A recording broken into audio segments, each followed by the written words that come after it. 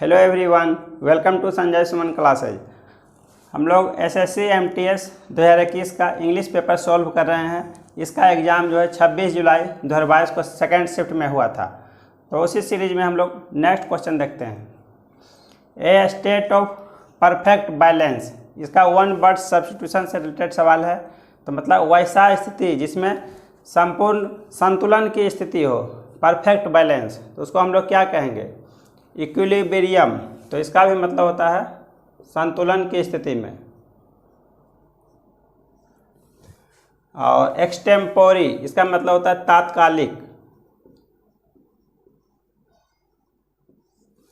Irrelevant, इसका मतलब होता है अप्रासंगिक। और मेडिवल, इसका हो गया मध्यकालीन।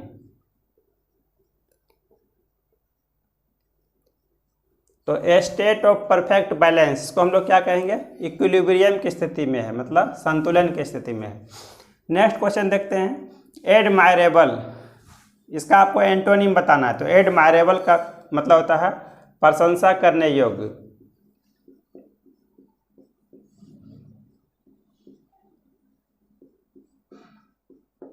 जिसका हम लोग प्रशंसा करते हैं। तो ब्लेमवर्दी, इसका मतलब होता है दोषी।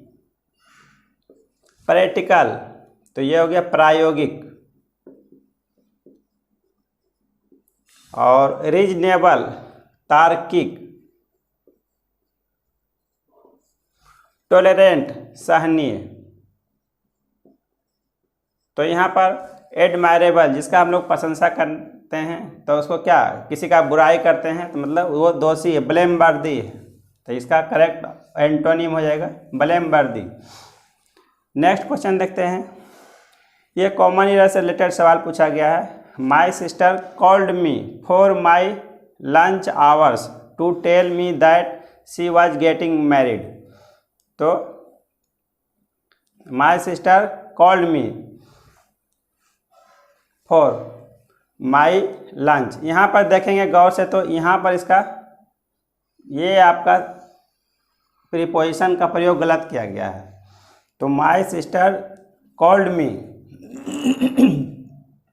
फॉर माई लंच आवर्स, मेरे लंच आवर के लिए फ़ोन की। तो यहाँ पर इसके जगह पर होना चाहिए ड्यूरिंग का प्रयोग यहाँ पर होना चाहिए। तो मेरी बहन ने कॉल की किस समय? During my lunch hours, lunch करने के समय में, मेरे लंच करने के समय में फ़ोन की। टू टेल मी, मुझे यह बताने के लिए, that she was getting married, वह शादी करने जा रही थी। तो यहाँ पर करेक्ट आपका यहाँ पर फॉर के जगह पर ड्यूरिंग का प्रयोग होगा। तो ये हमारा ऑप्शन जिस पार्ट में आपका रॉन्ग है वो आपका करेक्ट आंसर हो जाएगा। नेक्स्ट क्वेश्चन देखते हैं। Select the correct spelled word, किस वर्ड में जो है करेक्टली स्पेल्ड वर्ड है? इसका अल्फ़ाबेट करेक्ट है। तो इसमें पहला ही ऑप्शन हमारा इसमें करेक्ट है। नेक्स्ट क्वेश्चन देखते हैं। The enemies have cross the border treading the soil on which they are to be conquered. तो यहाँ पर हैव क्रॉस जो अंडरलाइन किया हुआ है, इसके जगह पर क्या आपका करेक्ट आंसर आएगा वो आपको बताना है। तो इसमें पहला ऑप्शन है नो इम्प्रूवमेंट रिक्वायर्ड, इसमें किसी तरह का सुधार की जरूरत नहीं है। दूसरा है हैव क्रॉस्ड, तीसरा हैज क्रॉस्ड, चौथा हैव क्रॉसिंग। तो यहाँ पर हम लोग देखते हैं दी एनिमीज, तो ये प्लुरल फॉर्म में है। तो इसके साथ भी जो है ऑक्सिलरी वर्ब जो आएगा ये भी प्लुरल फॉर्म में ही रहेगा। तो यहाँ पर हैव तो ठीक है, क्रॉस के जगह पर जो है प्रेजेंट परफेक्ट टेंस में है। तो प्रेजेंट परफेक्ट टेंस में जो है तो हैव या हैज के साथ जो है, हैव या हैज के साथ जो है V3 का प्रयोग हम लोग करते हैं, वर्ब का तीसरा रूप आता है। तो यहाँ पर होना चाहिए the enemies have crossed the border. तो दुश्मन जो है बॉर्डर को पार कर चुका है। ट्रेडिंग द सॉइल, तो ट्रेड का मतलब होता है पांव रखना। तो ट्रेडिंग द सॉइल, भूमि पर पांव रखते हुए, ऑन व्हिच, जिस पर, दे आर टू बी कंक्वेर्ड, कॉन्क्वेर्ड का मतलब होता है जीतना, कॉन्क्वेर्ड का मतलब होता है जीतना, उसी का V3 फॉर्म में ये कॉन्क्वेर्ड बना है। तो भूमि पर पांव रखते हुए ऑन व्हिच, जिस पर कि उन लोगों को जीतना है। तो यहाँ पर हमारा करेक्ट आंसर हो जाएगा द एनिमीज हैव क्रॉस्ड, ये हमारा ऑप्शन बी करेक्ट आंसर है। नेक्स्ट क्वेश्चन देखते हैं, कंज्यूमर्स आर नॉट रेडी, तो उपभोक्ता जो है तैयार नहीं है, टू परचेज खरीदने के लिए, दिस साइट्रस फ्रूट, इस साइट्रस फल को खरीदने के लिए, at such a dash price, fill in the blank से रिलेटेड क्वेश्चन पूछा गया। तो इसमें आपको बताना है इसके जगह पर क्या आएगा, such a higher price, such a highest price, such a highly price, such a high price. तो यहाँ पर तो हायर का प्रयोग हम लोग करते हैं दो व्यक्ति या वस्तु के बीच में तुलना करने के लिए। तो हायर का प्रयोग होता है कंपैरेटिव डिग्री में, दो व्यक्ति या वस्तु के बीच में तुलना करते हैं। और हाईएस्ट का प्रयोग सभी व्यक्ति या वस्तु में तुलना करते हैं, ये सुपरलेटिव डिग्री में प्रयोग करते हैं हम लोग। तो ये दोनों नहीं होगा, ये दोनों ऑप्शन हमारा पहले ही गलत हो गया। तो consumers are not ready to purchase this citrus fruit, मतलब इस साइट्रस फल को खरीदने के लिए। तो एक ही फल के बारे में, एक ही तरह के फल के बारे में बोला जा रहा है, तो उसमें हम लोग किसी तरह से तुलना नहीं कर रहे हैं, तो ये हायर भी नहीं होगा। सभी फलों में तुलना नहीं कर रहे हैं, तो हाईएस्ट, ये भी गलत हो गया ऑप्शन। अब देखिए हाईली, हाईली का मतलब होता है अत्यधिक, तो ये इसका प्रयोग जो है एडवर्ब के रूप में होता है, एडवर्ब के रूप में इसका प्रयोग करते हैं। तो प्राइस, प्राइस यहाँ पर नाउन हो गया, तो नाउन के पहले जो है, तो नाउन का विशेषता बताने के लिए किस चीज़ का प्रयोग करेंगे हम लोग, तो उसके जगह पर एडजेक्टिव के रूप में आएगा। तो एडजेक्टिव के रूप में ये हाई हो जाएगा यहाँ पर, तो ये ऑप्शन हमारा ये करेक्ट हो जाएगा हाई, और एडवर्ब का प्रयोग यहाँ पर नहीं होगा। नेक्स्ट क्वेश्चन देखते हैं, स्पार्कलिंग। तो स्पार्कलिंग का मतलब होता है शानदार या चमकदार, शानदार या चमकदार। तो इसका आपको साइनोनिम बताना है। तो डिसमल, डिसमल का मतलब होता है निराशाजनक।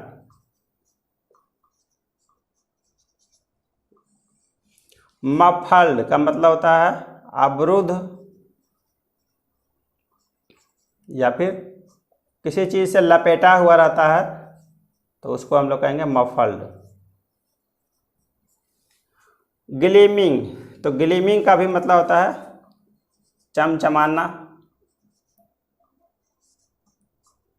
या चमकना। अनएक्साइटिंग, इसका मतलब हो गया रोमांचक।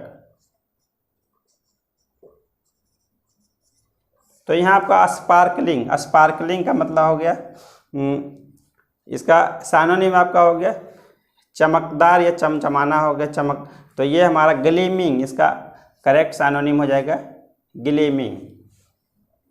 अब आगे हम लोग देखते हैं नेक्स्ट क्वेश्चन। तो 16th क्वेश्चन में फिर जो है कॉमन इरर से रिलेटेड सवाल पूछा गया है। तो देखते हैं, other south African cities only, दूसरे अफ्रीकन, सिर्फ दूसरे अफ्रीकन शहरें, हैड वन वेन्यू, सिर्फ एक वेन्यू फॉर स्टेजिंग एग्जीबिशंस, प्रदर्शनी लगाने के लिए जो जगह होता है उसको हम लोग क्या कहते हैं, venue. One venue for staging exhibitions और internationals events at highly standard. तो इसमें गौर से देखेंगे तो जो है आपका यहाँ पर जो है दोनों प्लूरल फॉर्म में प्रयोग किया गया है, इंटरनेशनल्स और फिर इवेंट्स।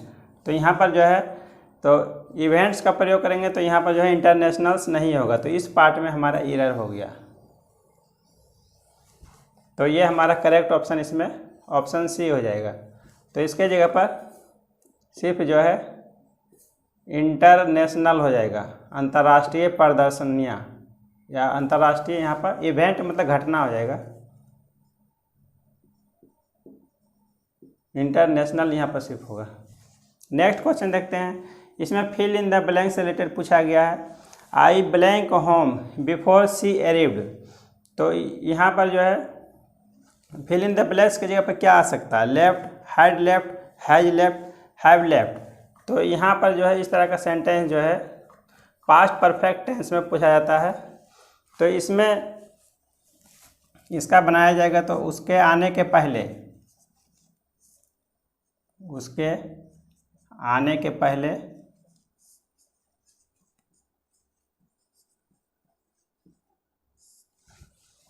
मैं घर जा चुका था। इसी का आपका इंग्लिश में दिया गया है। तो इस तरह का सेंटेंस में जो है मैं घर जा चुका था, ये हो गया पास्ट परफेक्ट टेंस में, पास्ट परफेक्ट टेंस में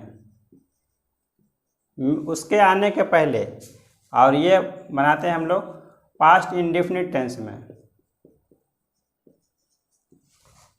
तो यहाँ पर हो जाएगा I had left home, I had left home before she arrived. तो ये हो गया पास्ट इंडेफिनिट में, ये बनेगा, ये पार्ट आपका बन गया है। और ये हो गया मैं घर जा चुका था, ये पास्ट परफेक्ट में। तो इसमें करेक्ट ऑप्शन हमारा हो जाएगा ऑप्शन बी। ये तो हैज लेफ्ट तो खैर होगा ही नहीं, ये तो प्रेजेंट परफेक्ट में हो गया। ये हो गया, ये भी प्रेजेंट परफेक्ट में है। और लेफ्ट, ये भी तो पास्ट इंडेफिनिट में नहीं है, यहाँ पर ये लेफ्ट भी नहीं होगा। तो यहाँ पर हमारा करेक्ट ऑप्शन बी हो जाएगा। नेक्स्ट क्वेश्चन है एंटोनिम आपको बताना। सेक्लूड, सेक्लूड का मतलब होता है एकांत। तो बिलिंक, इसका ऑप्शन है बिलिंक। बिलिंक का मतलब होता है झपकी लेना। सोशलाइज मतलब सामाजिक बनाना।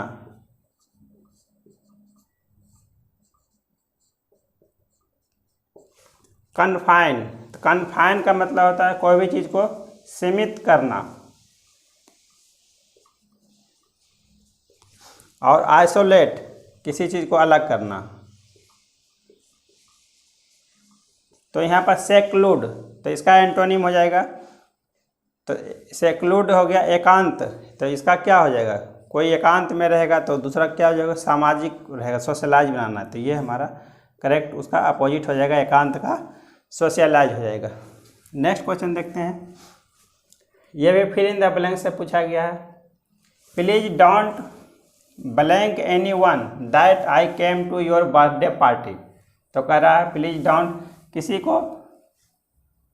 को भी नहीं बताओ, किसी को नहीं बताओ कि मैं बर्थडे पार्टी में आया। तो यहाँ पर हो जाएगा, तो टोल्ड के फॉर्म में नहीं होगा, यहाँ पर हो जाएगा टेल हो जाएगा। नेक्स्ट क्वेश्चन देखते हैं।